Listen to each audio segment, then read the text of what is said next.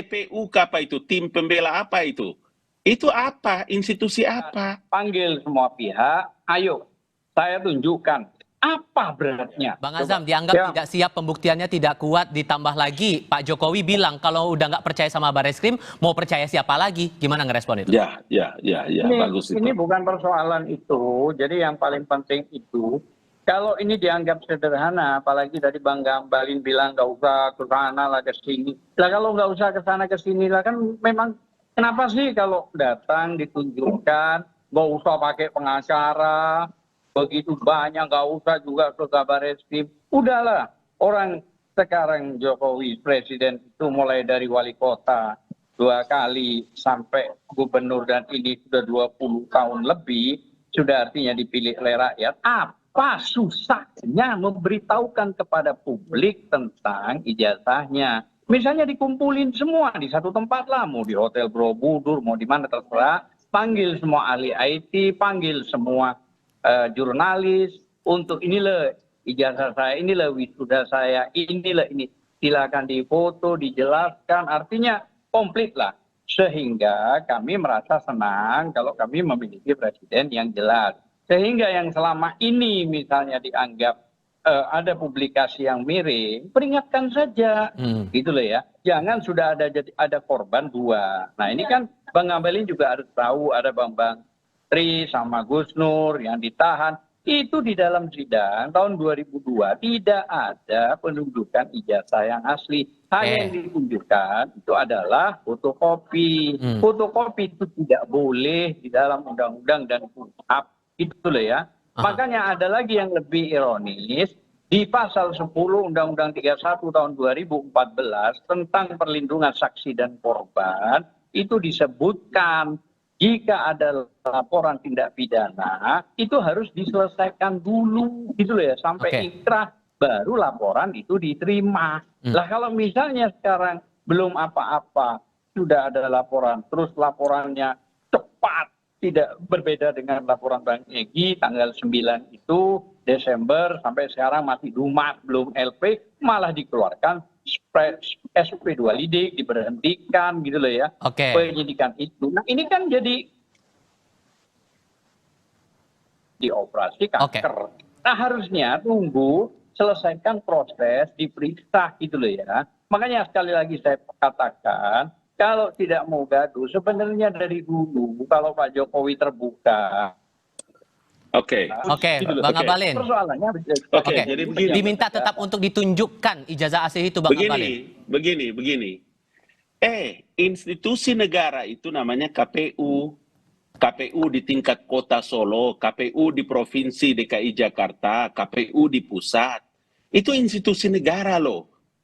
Untuk bisa orang menjadi calon wali kota, calon gubernur, calon presiden itu verifikasinya KPU. TPU apa itu? Tim pembela apa itu? Itu apa? Institusi apa? Kenapa justru kalian yang begitu terasa seperti hakim di atas segala hakim di Republik ini untuk menentukan sah tidaknya satu? Itu bagaimana itu, Zam? Please, tolong. Bagaimana bisa? Apa itu? Tim apa itu? Kenapa begitu? Gini. Jadi coba lihat dulu, Zam. Dengar dulu. Tadi waktu antum ngomong, anak dengar. Sekarang anak ngomong. Maksud saya begini, Bos. Sekarang ini pemerintahan baru, saya itu dengar langsung dari Presiden Joko Widodo pada waktu itu bahwa ya dengar langsung, karena kan ini sebentar lagi saya selesai. Mungkin saya selesai, sudah selesai. Terus kalau Presiden Jokowinya sudah selesai, masih terus dituntut soal ijazah. Mau ada apa? Apa karena anaknya ini sekarang wakil presiden, kemudian akan siap-siap juga nanti di 10 tahun akan datang setelah Prabowo dia jadi presiden, ataukah untuk dalam rangka meng-grounded orang punya harkat dan martabat, atau bagaimana? Itulah yang saya bilang, waktu kita sudah selesai deh. Kita harus menggunakan banyak waktu untuk kepentingan masa depan bangsa dan negara. Pemerintahan sudah bukan Jokowi lagi. Sekarang pemerintahan Prabowo Gibran, banyak program-program penting yang harus mereka laksanakan. Masa waktu kita habis di urusan yang begini-begini terus? Nah, tuh diingat pertanyaan-pertanyaan tadi gimana jawabnya, Bang Azam? Iya, Sederhana kan jawabannya, kami ini rakyat.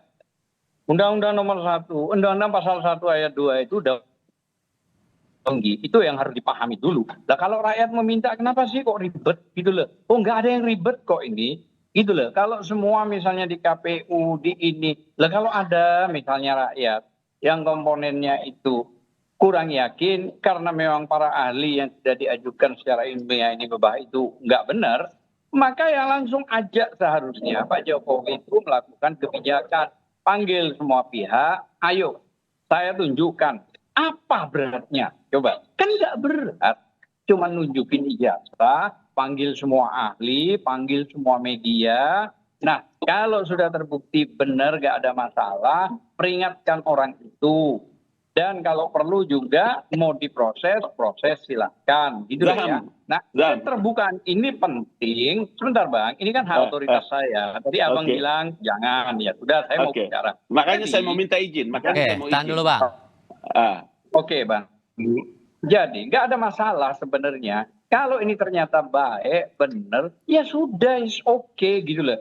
Nah kalau perang begini, akhirnya kan terjadi, masa iya sih mantan presiden yang dipilih rakyat, mulai dari wali kota, gubernur, sampai presiden 2 kali, sekarang rakyatnya begini, terus kira-kira tanda kutip ya, mau mengkriminalisasi, loh apa nih kok ada alasan? Loh buktinya pada saat dipanggil, klarifikasi undangan itu ada pasal yang tidak mungkin dilakukan, pasal 32, 35 itu ITE itu nggak ada itu kan penekanan secara kriminalisasi. Kalau memang ini mengarah kepada pencemaran nama baik, yaitu fitnah, cukup di pasal 310, 311, kalaupun mau ITE pasal 27 cukup, bertarunglah di dalam sidang di situ. Tapi saya sekali lagi sangat menyayangkan seandainya dari awal Pak Jokowi itu membuka secara terbuka dan luar biasa, saya kira nggak sampai sebegininya loh. Itu alasan kenapa kemudian didorong gelar perkara khusus dan terbuka Bang Ngabalin. Itu beralasan tidak Itu Bang Ngabalin? Karena ada penghentian penyelidikan yang masih berproses, dan kita sudah ajukan 4-5 orang saksi yang ini diperiksa di Mabes Polri dan 7 video. Saya kasih, itu semua sudah ada. Silakan Bang Ngabalin. Orang itu kalau diteliti ijazahnya, saya tidak tahu ya apakah Pak Jokowi ini mau calon presiden lagi atau ada persyaratan apa lagi ya sehingga mereka ini ragu atau harus meminta keabsahan ijazah. Kan sudah selesai. Wali kotanya sudah selesai, gubernurnya sudah selesai, presidennya sudah selesai. Ada urusan apa lagi ini? Apakah kalau Gibran itu tidak jadi wakil presiden sekarang kira-kira masih nggak ya? Itu pertanyaan besar loh. Karena sesuatu yang tidak masuk akal.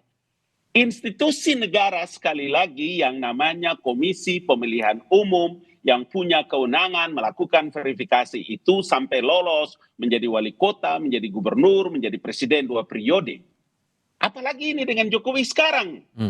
Please, hey, orang semua bingung loh apa urusannya nih dengan TPPU, KTPP apa segala macam ini. Apa urusannya? Kenapa ini menjadi bulan-bulanan? 10 tahun loh, saya kan bilang loh, isu ijazah ini 10 tahun beliau sejak jadi presiden.